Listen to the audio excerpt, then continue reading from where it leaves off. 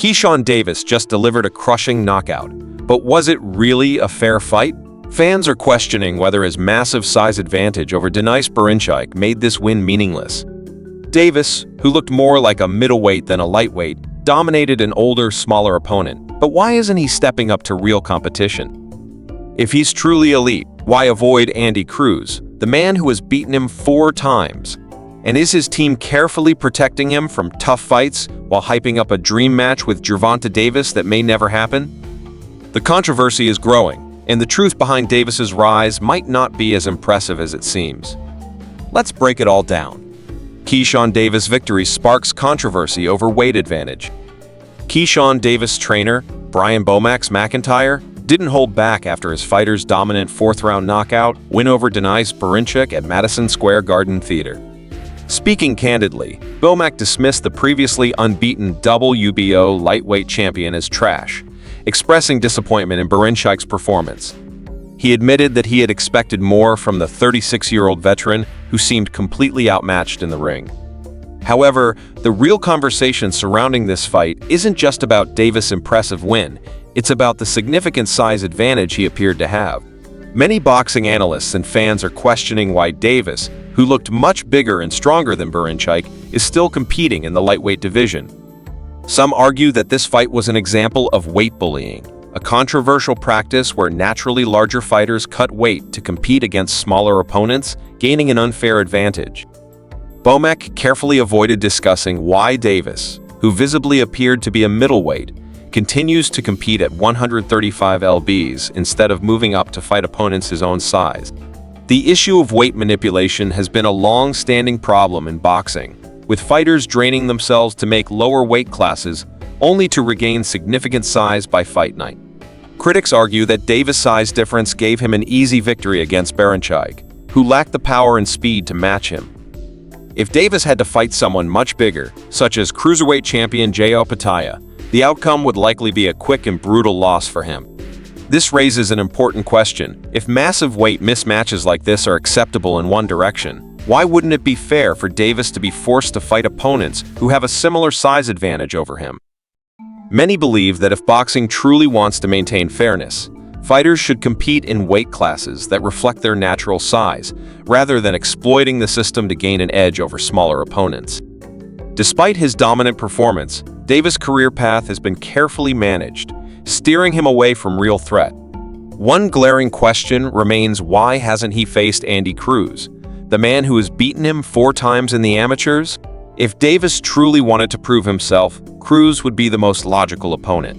However, instead of taking that challenge, Davis has been matched against older, slower fighters with less power and speed, allowing him to rack up wins and build hype. Many believe this strategy is all about business, creating an undefeated record while avoiding the most dangerous contenders.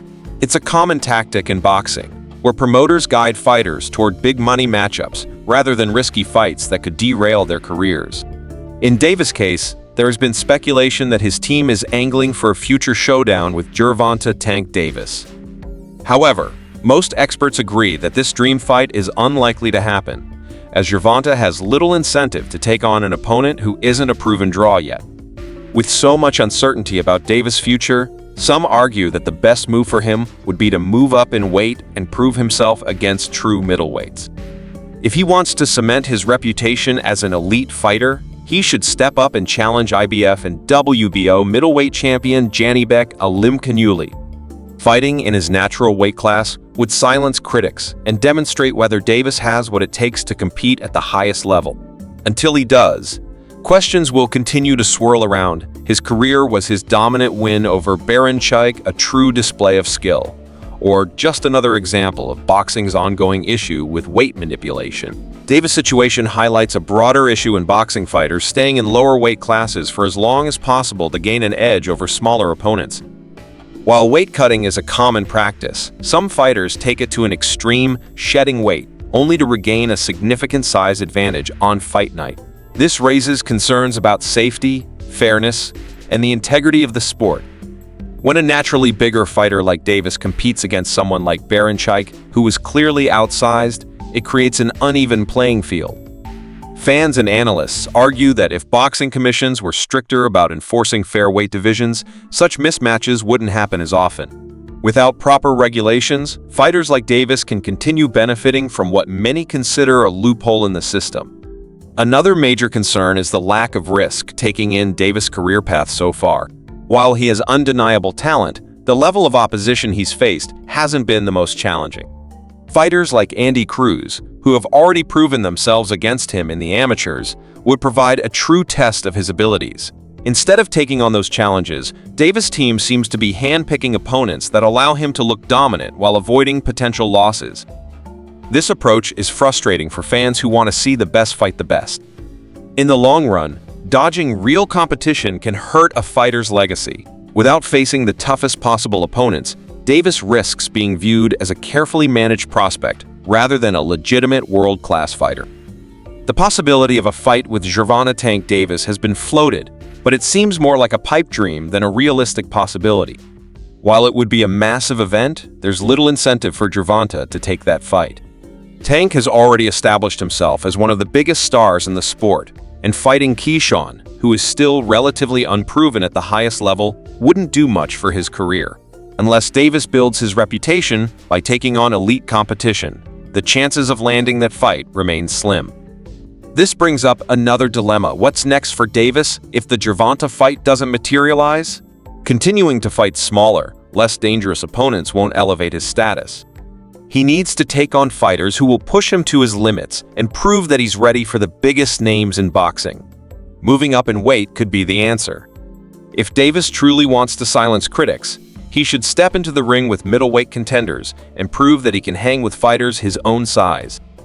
A fight against IBF and WBO middleweight champion Janibek Alimkhanuly would be a true test. It would eliminate any doubts about whether Davis is winning due to skill or simply because of a size advantage. Facing real middleweights would also prepare him for bigger paydays and tougher challenges in the future. If Davis continues to avoid those tests, his reputation as a serious contender may suffer. At some point, he will need to answer the critics and show whether he's truly elite or just another fighter benefiting from strategic matchmaking.